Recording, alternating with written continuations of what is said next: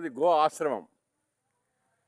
ఈ గో ఆశ్రమంలో దాదాపు ఒక 50-60 దోవలు ఆవులను ముసలి ఆవులను దూడలను తోలేసి వెళ్తారు. కోతపోయే వాటిని పట్టుకొచ్చేస్తారు.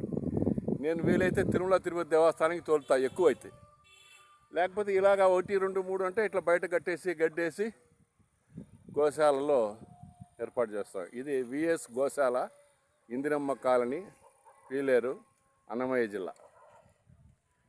సో గోమాత భక్తులారా, మనం ఆశ్రమాల్లో వృద్ధులను వదిలినట్టుగా వృద్ధమైనటువంటి వయసు మీరినటువంటి ఆవులను, వృషభాలను, ఎద్దులను, దూడలను ఇక్కడ తోలచ్చు. ఇక పూజా పునస్కారాలు సాంప్రదాయ పద్ధతిగా నడుస్తాయి. ఎందుకంటే బ్రాహ్మిన్స్ పెట్టినటువంటి గోశాల కాబట్టి.